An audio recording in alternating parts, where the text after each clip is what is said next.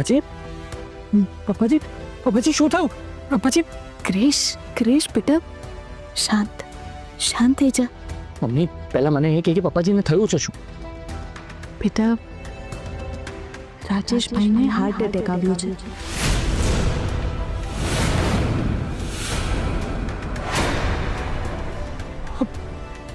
શું વાત કરે છે મમ્મી?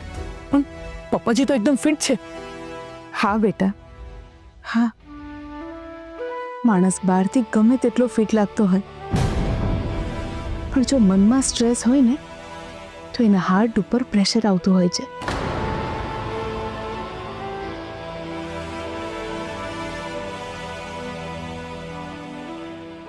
પપ્પાજીની જ્યારે આવી હાલત થઈ ત્યારે જ હું અહીંયા નહોતો. સાથે મને એમની જવાબદારી આપી હતી ને. ક્રિશ બેટા શાંત થઈ જા.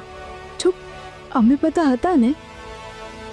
હા, સો રિલેક્સ, ડોન્ટ ફીલ બેડ બેટા.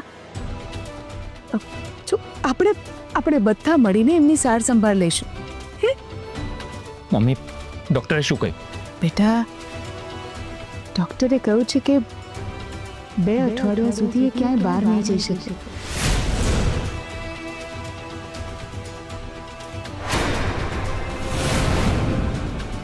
એમણે ટોટલી બેડ રેસ્ટ કરવો પડશે.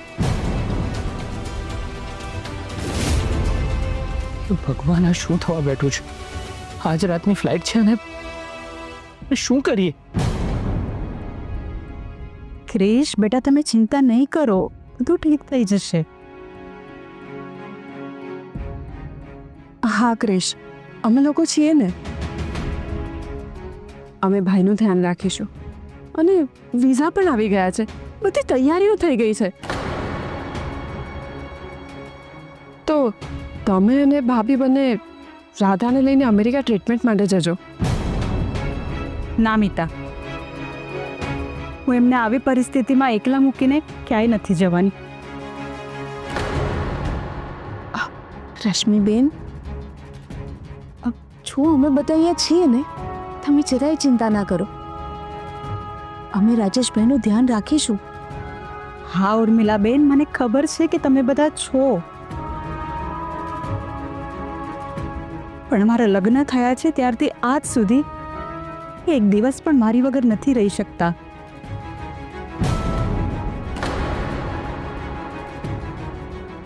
મિતા, તને તો ખબર જ છે ને કે બિઝનેસ ટૂર પર જાય છે તો પણ મને સાથે લઈને જાય છે. પછી આવી પરિસ્થિતિમાં હું એમને એકલા કેવી રીતે મૂકી શકું? ના, હું નહીં જાઉં.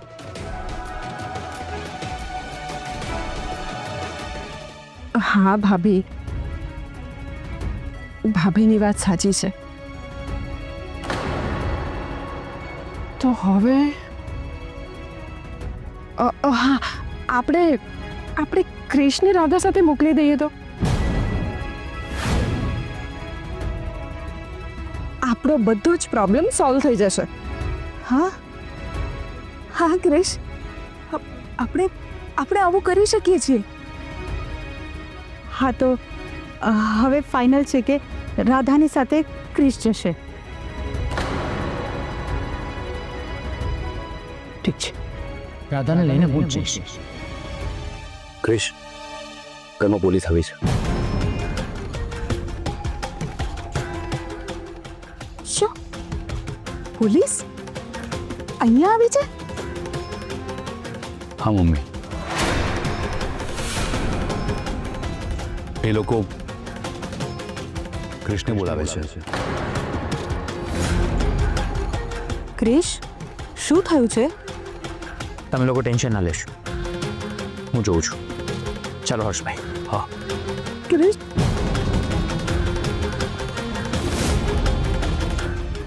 ઇન્સ્પેક્ટર સાહેબ, તમે મને કહો તો ખરા કે પ્રોબ્લેમ શું છે? તમે ક્રિશ નાણાવટી છો? ના, એ મારા મોટા ભાઈ છે. તો પછી એમને આવવા દો, પછી વાત કરીએ. પણ તમે કહો તો ખરા. હા બોલો ઇન્સ્પેક્ટર સાહેબ, શું થયું? તમે જ ક્રિશ છો? હા, હું જ ક્રિશ છું. તમારા વિરુદ્ધ ફરિયાદ છે.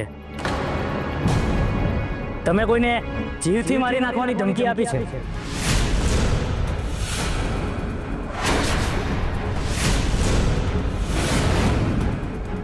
આ તમે શું બોલો છો ઇન્સ્પેક્ટર સાહેબ? મારો ભાઈ આવું ક્યારે કરી જ ન શકે.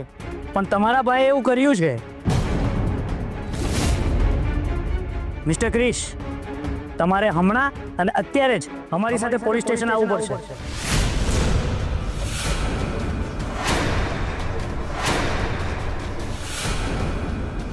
ઇન્સ્પેક્ટર સાહેબ, હું જાણી શકું મારી અગેન્સ્ટ કમ્પ્લેન કોણે કરી છે?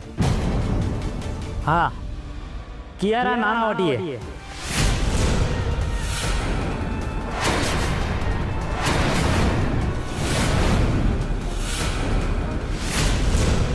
ઇન્સ્પેક્ટર સાહેબ, આ બધું એને જાણી જોઈને કર્યું છે.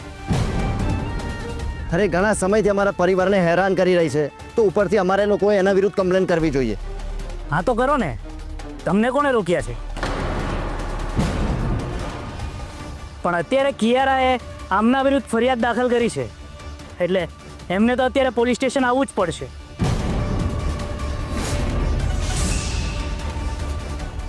અરે પણ ઇન્સ્પેક્ટર સાહેબ, અમારી વચ્ચે ઘણી વાર ઝઘડો થયો છે, તો આમાં મારી નાખવાની વાત ક્યાંથી આવી? જુઓ ઇન્સ્પેક્ટર સાહેબ, ક્યારેય જાણી જોઈને અમને ફસાવવા માટે આ બધું કર્યું છે. તમે પ્લીઝ સમજો, એવું કંઈ જ નથી. હા ઇન્સ્પેક્ટર સાહેબ, તમે ખાલી કિયારાના કહેવાથી મોટાભાઈની ધરપકડ કરવા માટે અહીંયા આવ્યા છો? હા, કે પછી તમારી પાસે કોઈ સોલિડ એવિડન્સ પણ છે? હા,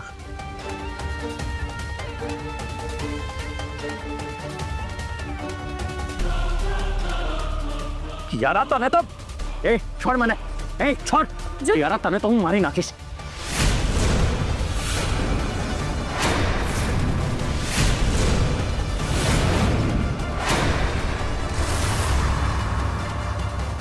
તને જીવતી નહીં છોડું.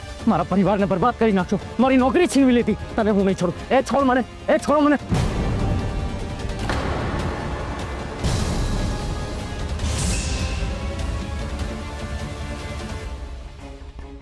આઈ થિંક આટલું એવિડન્સ કાફી હશે આમને પોલીસ સ્ટેશન લઈ જવા માટે.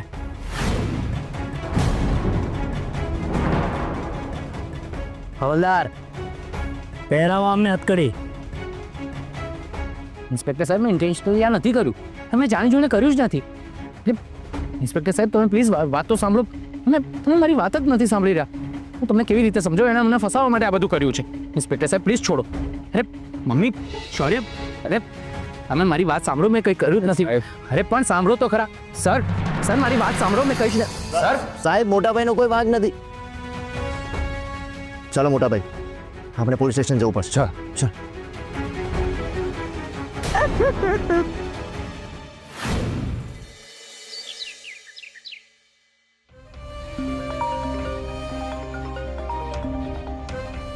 Piano phone.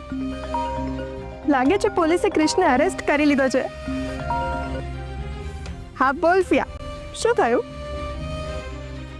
આપણું કામ થઈ ગયું. પોલીસ આવીને ક્રિશને પકડીને લઈ ગઈ. વાવ, ગ્રેટ ફિયા, તારો આઈડિયા કામ કરી ગયો. આઈડિયા ભલે મારો હોય, પણ એને એક્ઝિક્યુટ તો તે જ કર્યો ને. હા ફિયા, એ તો છે જ, પણ મિલીએ પણ મારી બહુ જ હેલ્પ કરી છે. જો મિલી ના હોત ને તો આ વિડિયો વાયરલ જ ના થાત. મિલી મારી સંકટ સમયની સાંકળ છે. જે કામ કોઈ ના કરી શકે એ મિલી કરે છે. હા, એ વાત તો છે. હું મિલીને હમણાં કોલ કરવાની જ હતી થેન્ક્સ કહેવા માટે. અરે થેન્ક્સ શું, હું તો એને મસ્ત પાર્ટી આપીશ. કિયારા, પોલીસ ભલે ક્રિશને પકડીને લઈ ગઈ છે, પણ જો આરપીએ કોઈ લાગવાગ લગાડીને એને છોડાવી લીધો તો? ડોન્ટ વરી ફિયા, આખો ઇન્સિડન્સ મેં એ જ એરિયામાં કર્યો છે જ્યાંનો ઇન્સ્પેક્ટર આપણો માણસ છે. પણ એ માની ગયો ને? હા ફિયા, આ પૈસાની લાલચ જ એવી છે. ગમે તેવો માણસ હોય, જો એને પૈસાની લાલચ આપીએ ને તો આપણી પાછળ પૂંછડી પટપટાવતો આવી જ જાય. અને આમ પણ આ ઉર્મિલા નાણાવટીએ આટલા બધા પૈસા ભેગા કર્યા છે, એનું કરવાનું શું આપણે?